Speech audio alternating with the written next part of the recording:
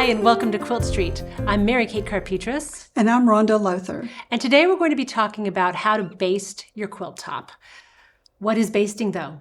Basting is when you secure the 3 layers of the quilt sandwich. You want to secure the backing, the batting, and the quilt top, and that's basting. But it's not the quilting, right? We're just doing it temporarily. I think that's the key. These are temporary measures we're taking to secure those layers kind of loosely but securely, so that they stay in place while we're finishing the quilt top.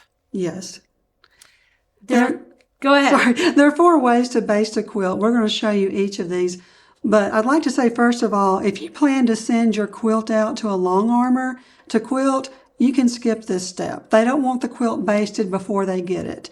However, if you just want the long armor to baste the quilt for you, they can do that. If you want to quilt it yourself, but maybe you don't have room to baste, then you can send it to the long armor, and he or she will quilt it for you and send it back. Baste it for you and send it back. Right, and I know people who use that service and find it really, really helpful. The one thing you do want to do, regardless of whether you're sending it out to be quilted or you're basting and quilting yourself, the quilt yourself, is you do want to clean up the back of your quilt top. You want to trim loose threads. You want to find any threads that are maybe poking through seams. This is a good time to take care of those. Really examine it and give it a really nice, good pressing. You don't want to iron it out of just, and distort it, but you do want to give it a really good pressing. You also want to press your backing. Yes, you want everything to be as smooth as possible. This will prevent you from having ripples or puckers in your quilt. You want everything as flat and smooth as you can get it. Yeah. All right, well, we have a sample here in front of us that we're going to work with. We're going to work with the quilt top we've been doing in this series. And the first thing you're going to do is secure the backing. As you can see, we have the wrong side up. This is a lovely print we're using for the back. And so we've got it all smoothed out. Again, it's been ironed, it's been straightened. And the first thing we're going to do is tape the quilt down.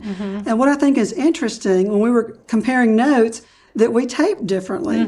My preference is to work from left to right. I generally you can just use masking tape or painter's tape. You can get any kind of hardware store, just some kind of low stick tape.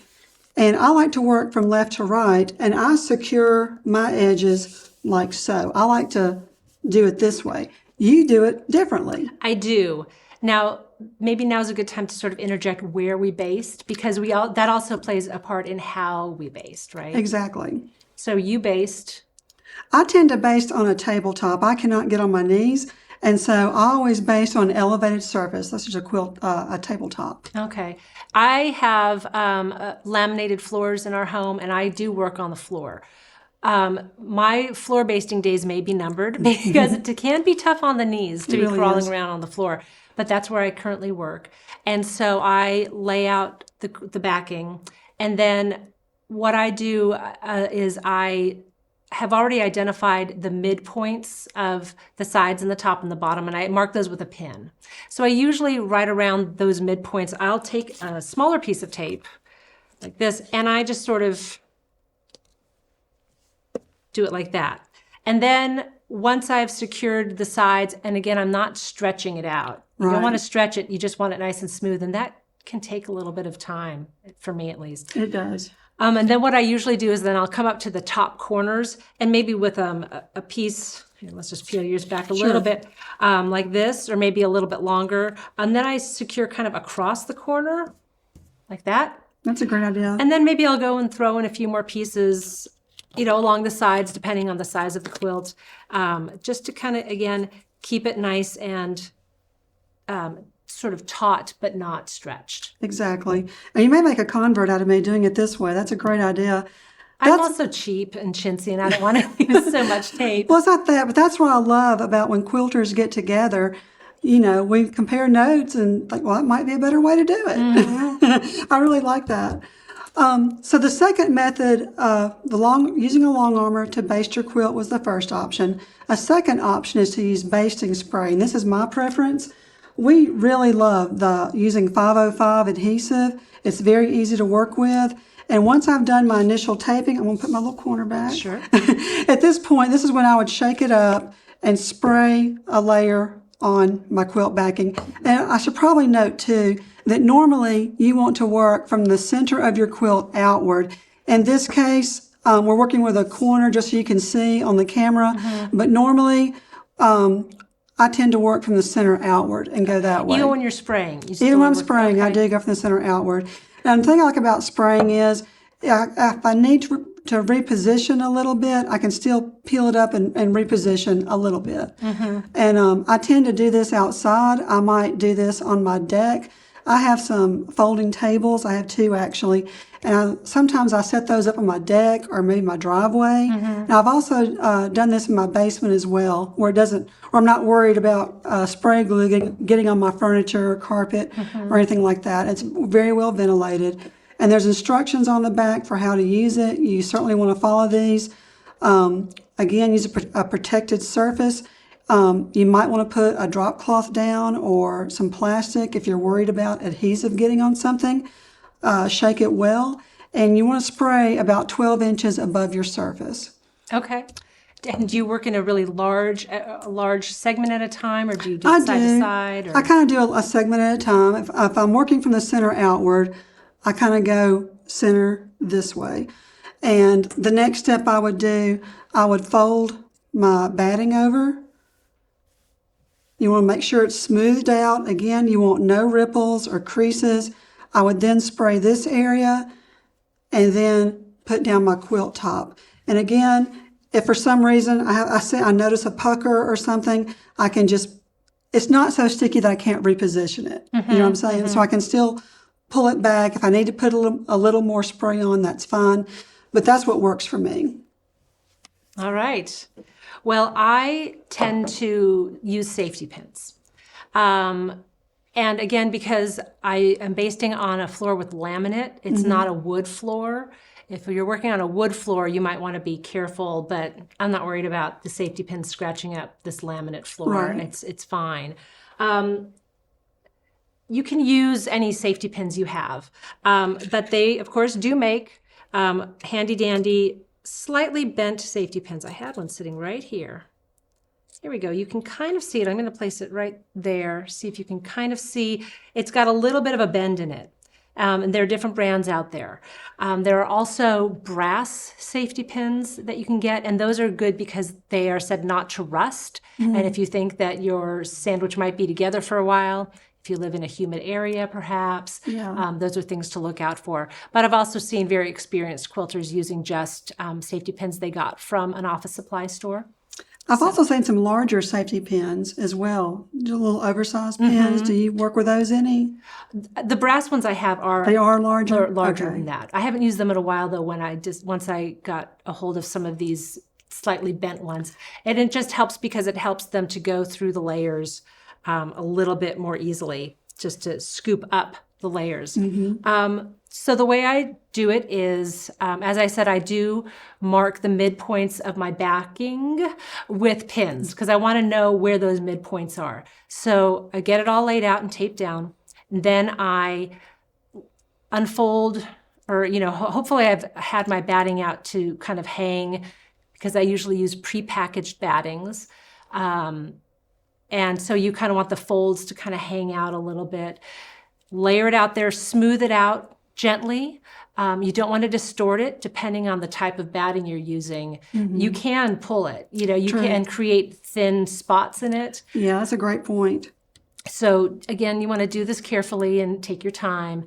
I do at that point tape the batting to the backing and extending onto the floor. So you would put some more tape right here to secure that. Yeah, that's a good idea. Gently. But again, we've got this, extra 5 inches or so around each side. So if this gets a little stretched out, or a little thin, it's going to be okay. But I just want to keep it kind of in place because now I need to place my quilt top. So what I do is I fold it into quadrants, fold it in half, then fold it in half again, the opposite direction, so I can find my midpoints again. Mark those with pins on each of the 4 sides, and that helps me line it up. That's a great idea. So I, when it's folded, I will position it on one corner, kind of using those pins as guide. It doesn't have to be, specific right on, right? Again, we have some give, or we have some excess worked into the measurements for the batting and the backing. So there's some play, right? Right. So, but still, I want to kind of get it as close as possible. Line up those pins, then I unfold it, and then I just kind of use those pins to make sure that I have it centered, square. That's important. I want the grain lines of the backing and the quilt top going the same directions. I don't want it skewed. That can cause a lot of problems. And notice we have extra here. We, as a rule, we'll use 4 to 5 inches of extra of backing and batting to extend from your quilt top. They can't be flush. You'll run into problems that way. There's no way you can quilt it and bind it that way. So just make sure you have those extra inches all around the perimeter of your quilt. And you might be surprised if you try to get by with, I have an extra inch or 2 inches. You'd be surprised. You can also, as you're quilting it out and your things are starting to shift a little bit, just as a matter of course, at least those 4 to 5 inches is what really you need what it. would recommend. You will use it. So then I do start pinning from the dead center of the quilt out. And then I do tend to kind of work in quadrants and move along. But so just as an example, just go in here. I can feel the hard surface below and just bring it up. And because it's taped, there is a little bit of tautness there, right? I don't want to pull too hard and dislodge the tape or, again, stretch it out. Right. It takes a while. It does take a while. And if you have a friend who can help you, that's a great time to have a buddy system. It's such a great. I have basted quilts as part of a team, and it was amazing how much more quickly it went. Oh my gosh, it was. Yeah, you're talking to someone else, you're playing music or whatever. It's just much more enjoyable. Yes, definitely a good time to put on some music that. Energizing music. Energizing or take me away type music. And then a good rule of thumb I learned from a very experienced quilter is to space your pins so that they're about a fist's distance away from each other. So, that's going to give you kind of a 5-inch or something like that. So you can put your fist down and be like, that's a good place to put a pin. And that seems to work for me.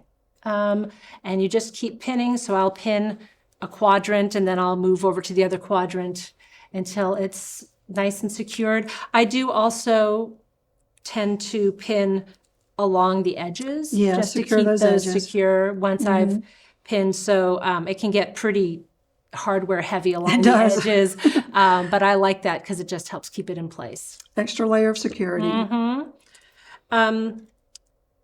That's the third method. Yes, and there's one more, and that is thread basting, and that's very traditional.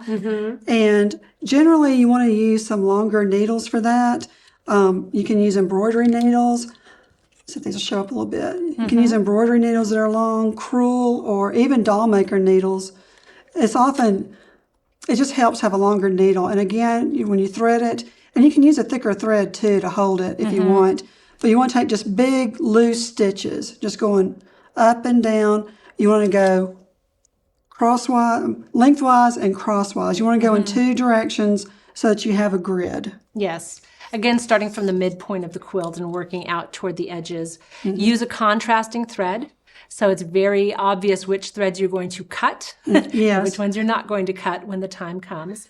And the reason that many hand quilters like to use thread basting is because then when they have their quilt sandwich mounted in a hoop or a frame, those pins aren't going to get in the way of the wood hoop or frame, and get squeezed or kind of interrupt things. It's also just a very traditional way of basting. It is. And it also makes for a nice, soft, malleable quilt sandwich as you're working. I also have seen some hand quilters who don't baste at all or don't use a hoop, and they just lap quilt. I'm not brave enough for that. I don't do that. No. That's about it. Take your time. Be careful. Don't stretch things out. You just want to get things kind of nice and secured. And we've already talked about a couple of places where you might want to baste. You prefer using your floor. If you're not able to get on the floor, Or you don't have a space large enough. or you don't have the space, correct, you can use a table. I have 2 tables that I take outside. And if you don't have that, consider your basement or in your house or maybe even your church, in the fellowship hall or basement of a church. I've heard of that. Or school gymnasiums, if you have access to that. Any place where there's a large, hard surface that you can work with. Another option is a guild. Years ago, I lived in a community that had a quilt guild, and they had a basting day once a month. And they had a very large quilt frame. I mean, it was huge. And they would secure it on the edges, and we would baste as a group, as a team. There would be ladies about as far apart as we are. Really? And everybody would baste, and as long as you participated, it was a free service. Or if you could not because of work or whatever reason, you would pay a small fee for the group to baste it, and they would give it back to you. That's so awesome. So that's certainly an option. If you have access to a quilt guild, look into that and see if they have a basting day available. Maybe you can check with a local quilt store to see if they have any services available. That's a great starting point. They might know people who do, there are so many options out there. And this, again, is one of those procedures where you want it to do it well, but it doesn't have to be done exactly the same way as your friend does it, right? Right. It's just a matter of getting the job done. That's right. All right. So now that you've basted your quilt, you're ready to quilt the quilt, which will be the topic of our next video.